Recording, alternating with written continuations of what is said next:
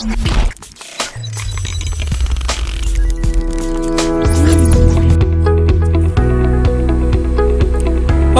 assalamualaikum warahmatullahi wabarakatuh. Selamat siang. Hari ini ketemu lagi dengan saya Wahyudi RM. Hari ini saya kedatangan seseorang yang menurut saya adalah orang pertama mengisi suara di podcast Lentera Ilmu ini. Kemarin dia yang sudah cerita tentang RPS, rencana pembelajaran semester. Saya yang punya YouTube, dia yang ngisi ya, tapi nggak apa-apa lah. Yang penting kita untuk ilmu itu kita saling berbagi, bukan begitu ya Bu ya? Ya. Nah, kira-kira siapakah dia? Nah, Halo, selamat siang. Dengan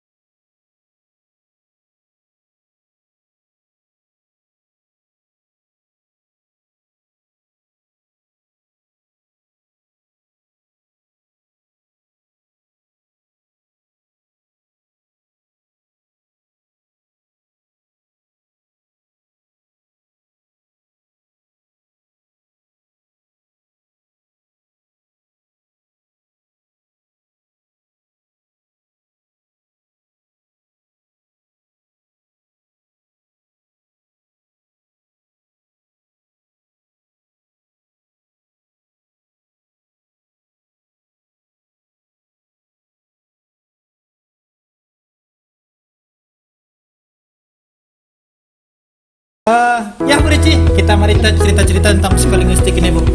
Jadi sebenarnya psikolinguistik itu seperti apa sih Bu? secara pengertian, psikolinguistik itu adalah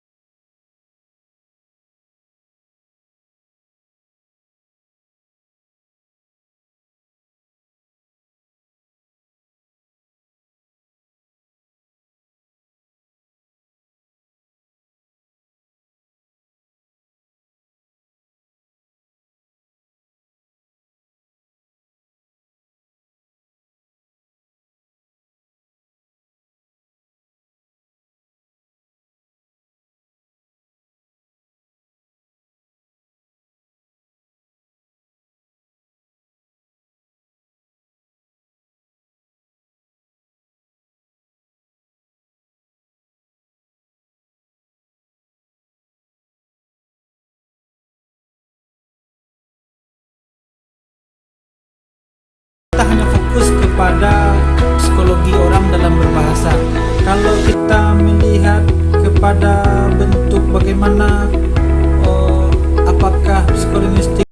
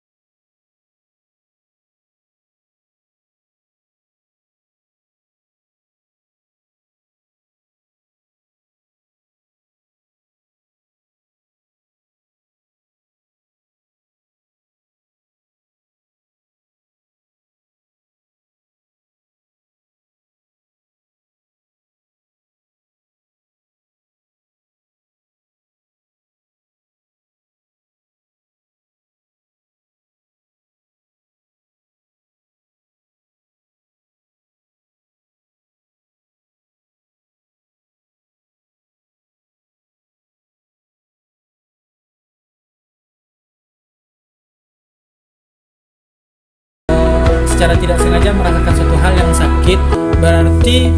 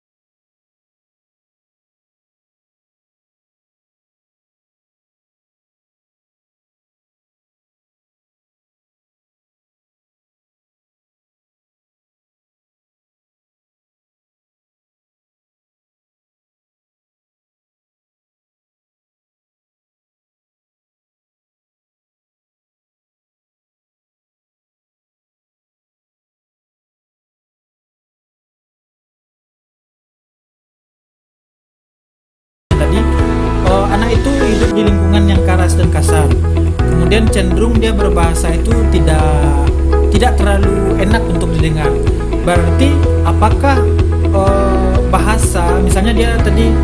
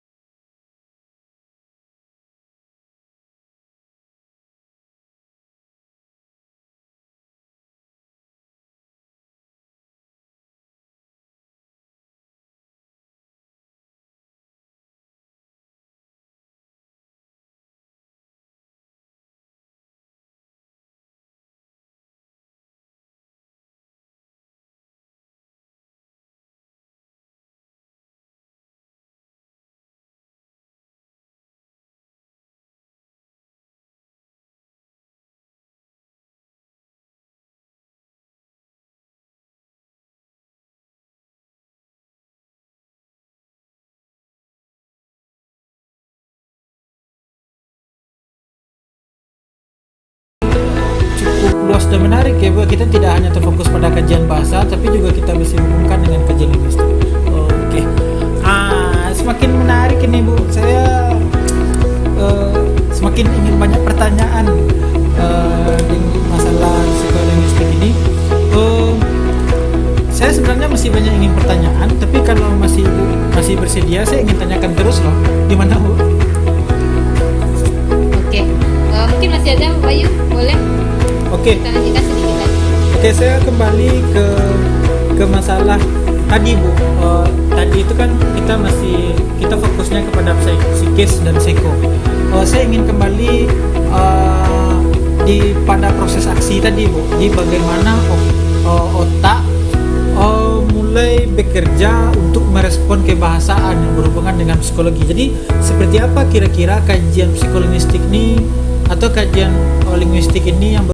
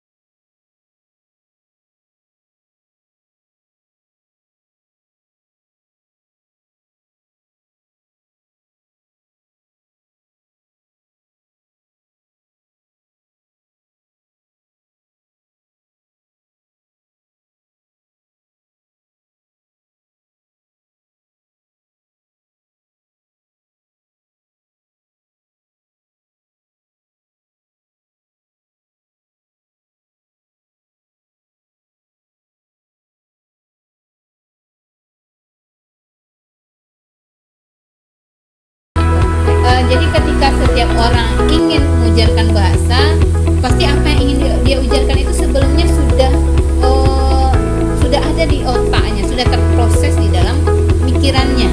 Sama Anda juga pasti seperti itu. Ketika ingin mengatakan sesuatu, paling tidak terpikir-pikir dulu baru terujarkan. Nah, itu yang dikatakan dengan rumit tadi atau kompleks tadi. Oke, berarti kalau kita bahas mengenai kompleks, berarti dia cukup gitu ya Bu ya. Ada bentuk kebahasaan, ada struktur kebahasaan, ada makna yang muncul. Berarti prosesnya itu akan berhulu dari otak, akan bermula melalui bahasa. Berarti seperti itulah kira-kira hubungan bahasa dan otak. Oke.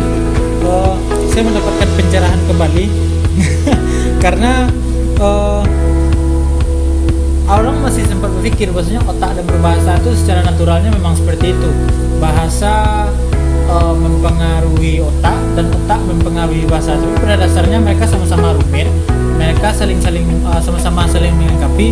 Berarti dalam berbahasa itu merupakan suatu bentuk kompetensi atau nilai bahwasanya proses berbahasa adalah suatu bentuk komunikasi dalam pikiran. Ya, kira-kira seperti itu. Oke. Berarti semakin jelas pula lah bahwasanya bahasa itu merupakan suatu bentuk kecerdasan orang dalam berpikir, dan suatu bentuk kecerdasan berpikir adalah melalui berbahasa. Oke. Banyak bahasa-bahasa ilmiah yang bisa kita dapatkan di sini. Saya rasa nanti akan banyak muncul pertanyaan penting mengenai apa yang akan dibahas dalam psikolinguistik ini Bu. Cuma menurut Ibu kira-kira apa yang penting kita pahami secara mendasar mengenai psikolinguistik? Oke, kalau kita bicara psikolinguistik tadi ya, ada beberapa poin yang harus kita pahami betul ya. Yang pertama, psikolinguistik itu terdiri dari pembahasan kajian psikologi dan kajian linguistik. Jadi kedua-duanya berperan bagaimana bahasa mempengaruhi kejiwaan seorang, bagaimana bentuk kejiwaan yang muncul adalah hasil atau proses berbahasa. Yang kedua, bahasa yang dimiliki seseorang, proses berpikir, pembicaraan yang muncul, dan komponen-komponen berbahasa itu merupakan objek kajian yang harus dikaji dalam psikologi perilaku, emosi, mental ya. Ada juga yang kita katakan dengan bahasa ibu tadi, bahasa yang diperoleh, yang didapatkan secara alamiah, yang merupakan bahasa pertama, bisa kita katakan seperti itu. Dan pembelajarannya nanti yang kita sebut dengan bahasa kedua dan seterusnya. Proses penyusunan bahasa, proses menanggapi, proses berujar, nah itu terjadi pada tadi kaitan antara bagaimana bahasa itu diperoleh dan bagaimana bahasa itu didapatkan oleh seorang anak sehingga dia bisa mengucapkan kalimat-kalimat yang lengkap. Nah, terakhir ada gangguan-gangguan yang bisa disebabkan karena adanya permasalahan dalam bahasa, baik itu otak tadi, baik itu permasalahan dari luar. Nah, itu nanti mempengaruhi penguasaan atau